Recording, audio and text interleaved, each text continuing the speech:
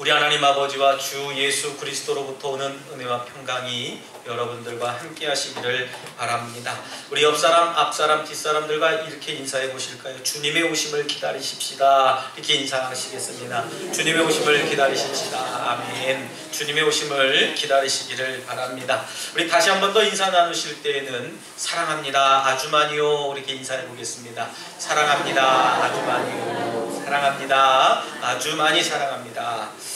제가 한 달 전에 멍멍이 우리 견공을 하나 길러는 게 하나 있습니다. 여러분들도 우리 사택에 이렇게 보시면 아마 몸짓은 저만한 아이인데 아주 이렇게 좀 하는 행동은 어린 멍멍이가 하나 생겼어요. 근데 그 멍멍이가 뭐 이제 이렇게 좀 저에게 주셨던 분의 그 전주인의 말에 의하면 맹인을 안내하는 그 안내견의 품종이다라고 하면서 참 애지중지 길렀다라고 얘기를 해주더라고요. 그러면서 땅에서 기른 게 아니고 아파트 안에서, 실내 안에서 길렀던 아이라고 얘기를 해요.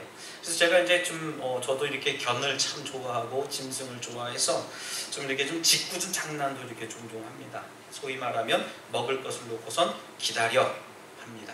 그러면 이 멍멍이가요 알아요. 그래서 기다려 하면 앉아서 이렇게 가만히 저를 쳐다봐요. 그리고 제가 또 한마디를 합니다. 엎드려 하면 엎드려요. 그래서 거기다가 이렇게 땅에다가 먹을 거 간식을 하나 놓고선 기다려 그러면은 가만히 기다리고 있는 겁니다. 그리고 비로소 뒤돌아서면서 먹어도 좋아 그러면 그때 신나게 먹습니다. 그런데요 이 녀석이 가끔씩 이성을 잃을 때가 있습니다. 뭐 이성을 잃는지는 모르겠습니다만은 가끔씩 그냥 정신이 없을 때가 있어요. 자기는 막 너무 기쁘고 반갑고 좋은데 주인이 빨리 안 주는 거예요. 그럴 때 그냥 꼬리를 흔들어대고 빨짝빨짝 떼어대면서 빨리 내놓으려는 거예요. 그때는 기다리라는 얘기도 필요 없습니다. 그때는 주인이 어떻게 합니까? 안 주고 다음번으로 넘깁니다. 뭐 어떤 주인은 주기도 하겠지요. 저보고 동물학대를 했네 그렇게 얘기해도 어쩔 수 없습니다만은 훈련의 한 과정이라고 저는 생각합니다. 이 간식을 주면서 기다리는 훈련을 하게 돼요. 그러다 보니까 기다려 했을 때 기다리거든요. 아무리 자기가 흥분이 되고 발작이 돼도요 기다려 했을 때에는 기다리는 훈련이 되었다는 거예요. 그래서 제가 요즘에도 가끔씩 있다가 그냥 아무것도 안 들었는데 기다려 그러면 안 씁니다. 뭐 손에 아무것도 쥐어지지 않았는데도 그 말 한마디 훈련이 됐다는 얘기죠. 오늘부터 앞으로 우리가 4주 동안을 우리 기독교에서 이 교회력을 강림절 혹은 대림절이라고 이야기를 합니다. 강림절은 예수 그리스도의 오심을 겸손하게 또 회개하면서 또 기쁘게 겸손히 기다리는 절기라고 말씀을 드릴 수 있습니다. 이 이야기가 라틴어에서 이제 어원이 들어오게 되면서 아벤투스라고 하는 말이 시작이 됩니다. 그러면서 이 독일 말로도 이제 이 강림절을 어드벤트라고 이야기를 합니다. 영어에서는 어드벤처라고 이야기를 하게 되는데 이 기다린다라고 하는 것을 이야기합니다만은 다른 뜻으로 얘기를 하면 어드벤처는 모험을 하다라고 하는 그런 뜻이 담겨져 있다고 사전은 이야기합니다. 결국은 저와 여러분 신앙생활 하면서 예수 그리스도의 오심을 모험하며 기다리는 삶이 되어야 된다는 얘기입니다. 특별히 이 신앙생활이라고 하는 것은 참된 순종을 배우는 것이라고 말씀을 드릴 수 있어요. 그런데 요즘 현대인들은 우리 젊은이들은 반항하는 스타일이 더 많습니다. 물론 누구나 비판과 반항하는 마음은 다들 갖고 있습니다만은 현대를 살아가는 우리 젊은이들이 유독 도드라지게 나타나고 있어요. 이들의 비판을 보면 거침없습니다. 인터넷이나 또 홈페이지나 이런 게시판 글들을 보게 되면은 뭐 굉장히 비판이 직설적입니다. 나이가 많든 지위가 높든 또 그 상대방이 많이 가졌든 못 가졌든 가리지 않고 비판할 것이 있으면 아주 정확하게 찍어냅니다. 심지어는 틀린 것에 대해서 파괴하고 반항하게 되어져 있어요. 그래서 요즘에 많은 기독교인들이 욕을 먹을 때에 개독들이다 라고 이야기를 해요. 저도 처음에는 분개했습니다. 아니 이 사람들이 도대체 우리를 뭘로 보고 개독들 이야기하나 그런 생각을 가져봤는데요. 여러분들 나중에는 결국은 그것이 저를 올무로 잡더라는 얘기입니다. 근데 저의 생각을 바꿔봤습니다. 그래, 나는 개독이 아니니까 니들이 아무리 나한테 개독이라고 해도 난 개독이 아니야 라고 이야기를 하게 되는 겁니다. 무슨 이야기입니까? 여러분들, 이 사회는 우리 결국적으로 인간을 혁명적인 인간으로 만들었다라고 하는 겁니다. 나는 개독이 아닌데 남들이 나보고 개독이라고 불러요. 여러분들, 반응하지 말아야 됩니다. 발끈할 필요가 없다라고 하는 것이죠. 여러분, 자신의 뜻이 관철되지 않으면요, 심지어 분신자살까지 하면서 자신의 뜻을 성취하려고 하는 것이 우리가 지금 살아가는 현대의 모습이다 라고 말씀을 드릴 수 있습니다. 성경 속에서 이런 모습들을 비추어 본다면 굉장히 비성경적이다 라고 말씀을 드릴 수 있어요. 우리가 사랑하는 예수님께서도 십자가에서 죽지 않을 그런 이유가 있었습니다. 여러 가지 핑계를 대고 여러 가지 비유를 대면 예수님도 이 십자가를 피해갈 수 있었거든요. 충분히 도전할 수 있었습니다. 그러나 이는 비성경적이라는 거예요. 왜냐하면 순종을 통해서 이기는 것이 성경적이다라고 하는 것을 이미 구약 성경 때부터 가르쳐 줬거든요. 이 어떤 것이 성경적이다, 어떤 것이 비성경적이다라고 이야기할 때에 여러분, 그것을 어떻게 정의를 내릴 수 있습니까? 모든 조항을 이런 조항은 이럴 때는 성경적으로 했네, 이럴 때는 이렇게 했으니까 성경적이지 않네, 이런 뜻이 아니라 성경이 최소한 가르쳐주고 말하려고 하는 것이 도대체 뭐냐라고 하는 겁니다. 예를 들면요, 사랑으로 미움을 이겨내라, 선으로 악을 이겨라, 분노와 폭발로 이기는 것은 어떤 것도 정당할 수 없다 라고 하는 겁니다. 그래서 우리는 하나님의 말씀에 순종하는 태도를 보여야 되는 줄 믿습니다. 교회에 순종하는 태도를 우리는 성경 속에서, 성서 속에서 배워야 되는 거예요. 우리가 잘못 알고 있는 것 중에 하나가 이런 것 같습니다. 순종은 굴욕이다 라고 생각하는 거예요. 순종하면 내가 저 사람한테 지는 거예요. 순종하면 내가 저 사람의 종이 되는 거야. 순종하면 내가 저 사람의 꼬붕이 되는 거야 생각하는 경우가 있어요. 그러나 그것은 순종에 대해서 잘못 이해하신 분들의 이야기입니다. 여러분, 순종은 사랑을 통해서 이기는 거예요. 이것이 바로 오늘 성경이 우리들에게 말해주는 복음의 메시지라는 겁니다. 이 모습이 바로 그리스도의 모습인 줄 믿으시기를 바랍니다. 할렐루야. 날씨가 바깥에는 이렇게 좀 쌀쌀한데 예배당 안에 들어오니까 온풍기가 돌아가니까 산산히 이렇게 졸음도 오시죠. 근데 여러분들 바짝 긴장하고 이 시간 하나님 말씀에 집중해야 될 필요가 있어요. 왜요? 이 시간만큼은 우리가 내 시간이 아니라 하나님께 드리는 시간입니다. 오늘 본문에서 사도 바울은 분명하게 이야기합니다. 이것은 선지자들을 통해서 이미 성경에 약속되어진 말씀이다 라고 하는 거예요. 무엇을 약속했습니까? 바로 예수님의 탄생에 대한 이야기를 이미 구약성서 속에서 약속해 주셨다는 얘기예요. 예수님은 육으로는 다윗의 혈통으로 나셨고요, 성결의 영으로는 죽은 자들 가운데에서 부활하셔서 능력으로 하나님의 아들임이 선포되었다는 것이 구약에서 이미 약속되었다는 겁니다. 여러분들, 그래서 우리가 이 강림절을 지내는 것, 그냥 색깔이 바뀌었네, 아니 목사님 색깔이 이뻐요, 저도 보라색 참 좋아하거든요. 여러분, 그래서 내 기분에 따라서 색깔을 바꿔내는 것이 아니라 바로 이 색깔이 예수님의 색깔을 나타낸다는 거예요. 그래서 유난히 이 보라색을 쓰는 절기가 딱 두 절기가 있습니다. 지금 강림절 절기와 이제 부활절을 앞둔 사순절 절기에 이 보라색을 쓰게 되어져 있어요. 그래서 보라색이 주는 의미는 겸손, 회개, 그리고 침묵, 이런 것들로 우리가 말할 수 있습니다. 강림절은 예수 그리스도의 오심을 기다리는 절기라고 서두에 말씀을 드렸습니다. 오늘 본문의 말씀을 통해서 우리가 순종함으로 예수 그리스도의 오심을 진심으로 기다리는 저와 여러분들 되시기를 주님의 이름으로 축원합니다. 성경은 여러 부류의 사람들을 소개하고 있습니다. 아브라함은 순종함으로 복을 받았지만 아나니아와 삽비라라고 하는 사람은 이 부부가 하나님의 것을 숨김으로 인해서 그 자리에서 죽임을 당합니다. 이렇도록 여러 사람을 소개해주고 있어요. 오늘 저와 여러분은 하나님 앞에 순종하며 복받는 인물을 통해 순종을 어떻게 해야 되는지 어떤 것이 순종인지를 배워보기를 원합니다. 먼저 노아라고 하는 인물을 소개해 드리려고 합니다. 우리가 잘 아는 것처럼 노아 하면 방주 한 척이 척 떠오를 거예요. 어떻게 생겼는지는 우리가 상상에 맡기겠습니다만은 그냥 커다란 방주가 하나 떠오르고요. 비가 많이 온다. 무지개. 또 이 노아 또 좀 더 깊이 들어가게 되면 이 노아로부터 노아는 하나님과 동행했던 사람라고 이야기할 수 있습니다. 하나님께서 노아에게 방주를 만들라고 명령을 하셨어요. 그런데 이상하게 성경을 찾아보면 찾아볼수록 하나님의 방법은 방주를 만들어 줄래 하면서 부탁하시지 않았다는 겁니다. 노아의 입장에서 생각해 보면요, 방주를 만드는 것까지는 어떤 정도 하겠는데 상황을 보면 말도 안 되는 상황의 이야기를 합니다. 상식적으로 배를 만들려고 하면요, 만드는 사람이 디자인을 하고 구상을 하고 어떤 목재를 쓸지, 어떻게 할지, 어떤 창문을 낼지, 어떤 크기를 할지 상상하지 않습니까?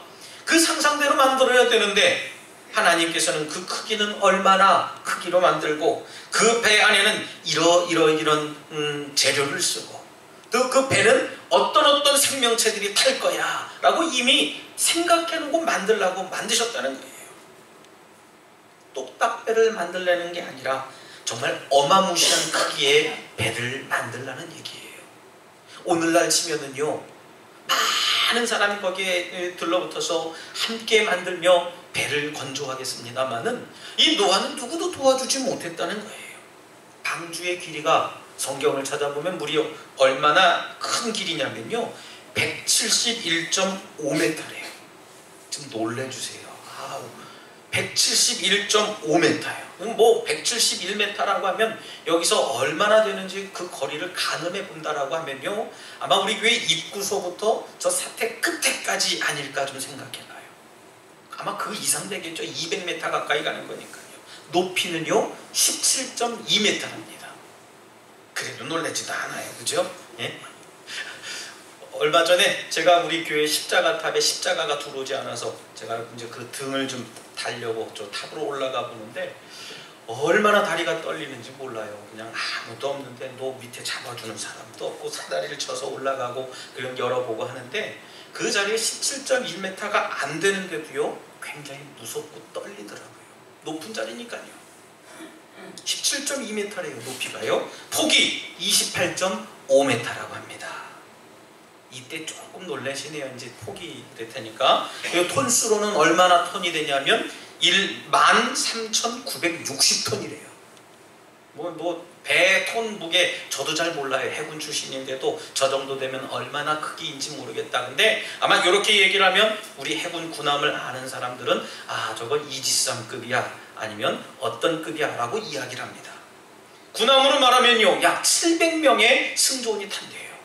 700명이 타고요 13대의 헬리콥터가 앉을 수 있답니다. 여러분들 어떤 배인지는 아시겠죠? 우리 소위 말하면 우리나라에는 없는 저 미국에 있는 항공모함 정도 되는 배를 만들어라 했다는 거예요. 여러분 상상해 보셨습니까? 여러분들에게 그런 배를 만들라고 하시면 여러분들 하나님 내가 무슨 재주로 그걸 만듭니까? 그걸 어떻게 만듭니까? 내가 어떻게 그렇게 여러분들 하실 것 같아요. 저도 그렇습니다. 이런 배를 만들라고 하시니 상식적으로 여러분들 이해가 안 되고요. 중간에 이런저런 이유를 대서라도 그만두고 포기하고 싶었을 겁니다. 근데 이 배를 지을 때는요 1, 20년 지은 배가 아니고 몇 년을 지었다고 성서를 이야기합니까? 무려 120년을 지었답니다.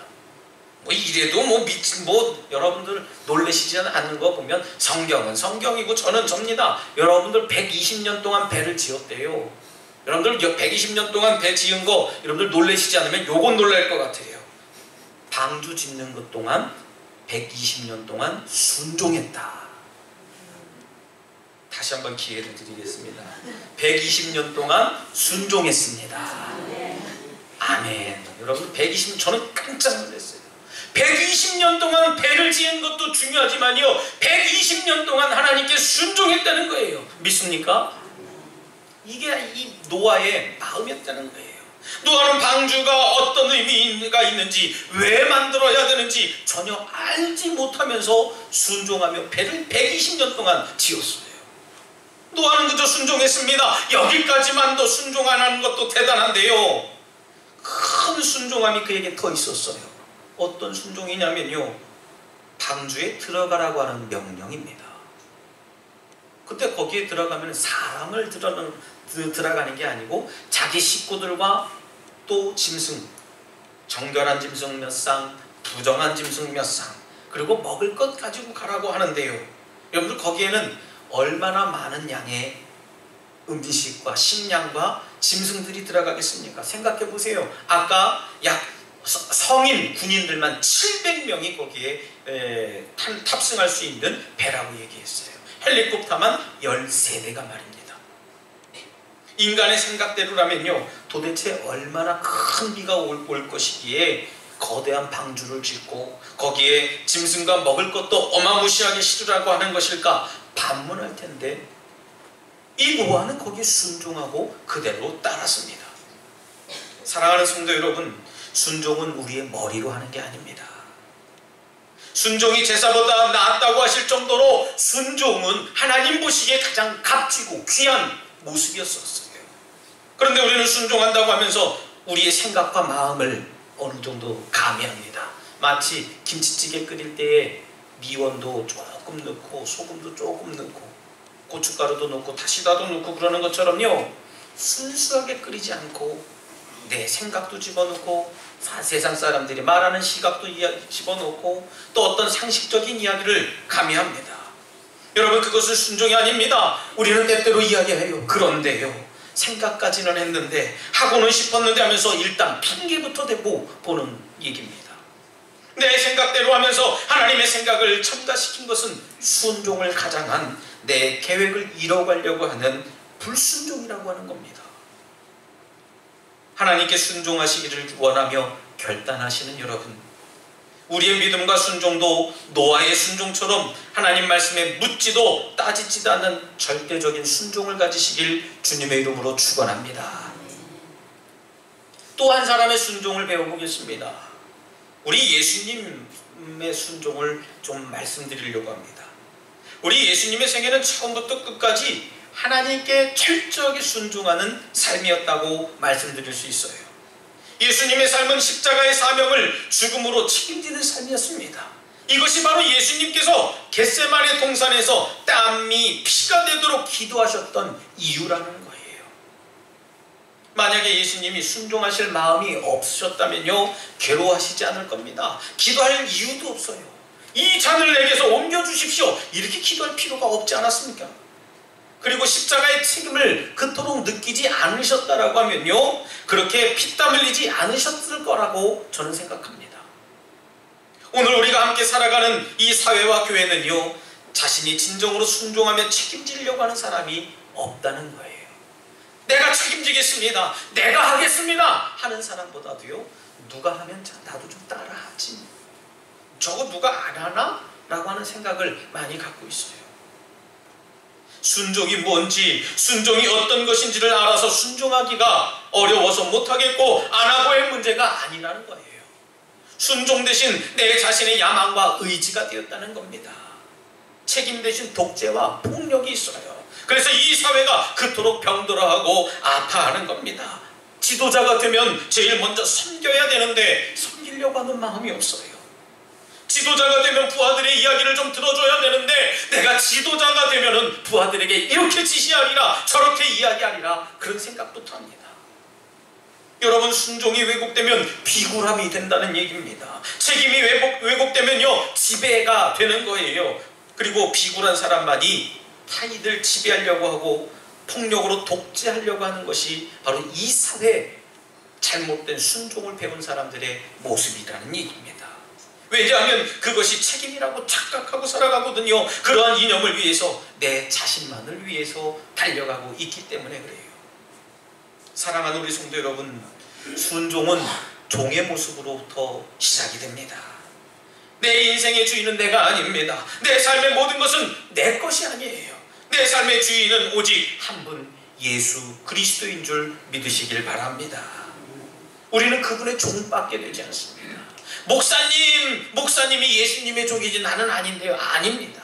우리 함께 그분의 종이에요. 우리 주님께서는 철저하게 하나님 앞에 종으로 사셨던 분이에요. 그리고 모든 사람들에게도 종의 모습으로 사셨습니다. 그래서 예수님은 겸손하게 순종하는 삶을 통해서 제자들의 발을 씻겨주시고 많은 사람들을 섬기고 많은 사람들의 아픔을 함께 느끼며 긍휼히 여기는 분이었다는 말씀입니다. 여러분, 순종하는 것이 또한 종의 책임이라고 저는 압니다. 종이 져야 할 책임은 주인의 명령에 절대 순종해야 되는 줄 믿습니다. 할렐루야. 여러분, 순종은 주인의 명령에 절대 순종하는 거예요. 순종이 없으면 책임이 없고 책임도 없으면 순종도 없다는 겁니다. 주님을 사랑하는 우리 덕수교회 성도 여러분, 성숙한 믿음과 복받는 비결은 바로 이 순종인 줄 믿으시길 바랍니다. 어떤 분은 하나님을 믿으면서도 계속 원망과 불평과 짜증을 쏟아냅니다. 얼굴을 보면 하나도 기뻐하지 않아요. 행복하지 않습니다. 예배 드리러 간다고 하면서도요, 얼굴은 온갖 근심을 다 가지고 있습니다. 이분은 하나님도 괴롭고 자신도 괴로운 신앙생활을 하고 있는 것이라고 생각합니다. 우리 교회가 내년에는 전도에 힘쓰려고 합니다. 전도를 하려면 먼저 마음도 바뀌어야 되지만 우리의 표정이 바꿔줘야 돼요. 내 얼굴 모습이 미소가 달라져야 됩니다. 내 마음도 바꿔야 되지만요, 얼굴부터 바꿔줘야 돼요. 그렇다고 여러분들 성형수술을 하라는 얘기가 아니고요, 좀 웃자는 얘기입니다. 이 시간도 우리 함께 하나님 말씀을 듣지만요, 저를 째려보시는 분들도 있어요. 다만 여러분, 웃자는 얘기입니다. 하나님 말씀을 듣는데 우리 기쁨으로 받자는 얘기예요. 믿습니까? 예수를 믿는 사람 얼굴이 즐거운 얼굴이 되어야 돼요. 기쁜 얼굴이 되어야 됩니다. 그런데 우리는 늘 불만스럽고 불평스러운 얼굴로 살아갑니다. 여러분, 순종은 하나님의 약속과 하나님이 약속하신 복을 맛볼 수 있는 비결이고 하나님의 뜻을 이루는 방법이 순종이라는 사실을 믿으시기 바랍니다. 강림절절기를 이제 시작하는 이때에 노아가 하나님 말씀에 순종해서 방주를 짓고 우리 예수님께서 죽기까지 순종하셨던 모습을 우리도 본받아야 되는 줄 믿습니다. 하나님 말씀에 귀 기울이고 그분의 말씀에 순종함으로 인해서 하나님께 인정받는 귀한 성도들이 되시기를 다시 한번 주님의 이름으로 축원합니다. 이 시간 함께 결단의 기도를 드릴 때 주님의 오심을 순종하며 믿음으로 기다리기를 원합니다. 내 생각이 아닌 순전한 하나님의 말씀에 순종하며 주님의 때를 기다리게 하여 주시옵소서라고 잠시 결단의 기도를 드리겠습니다. 하나님 아버지, 감사합니다. 주님의 오심을 순종하며 믿음으로 기다리게 하여 주시옵소서. 내 생각이 아닌 순전한 하나님의 말씀에 순종하며 주님의 때를 기다리게 하여 주시옵소서. 내 생각과 내 형편과 내 환경 때문에가 아닌 하나님의 말씀으로 의지하며 저희들 순종하며 살아갈 수 있도록 주장하여 주시옵소서. 아버지, 믿습니다. 신실하신 하나님 바라보게 하여 주시옵소서. 하나님 아버지, 감사합니다. 이 시간 순종할 수 있는 믿음을 주시고 그 믿음의 열매를 바라보게 하신 하나님 감사합니다. 저희도 예수님처럼 순종하는 믿음을 주셔서 하나님의 나라가 이 땅 위에 임할 때까지 온전한 순종하며 살아갈 수 있도록 인도해 주시옵소서. 예수님 이름으로 기도드리옵나이다. 아멘.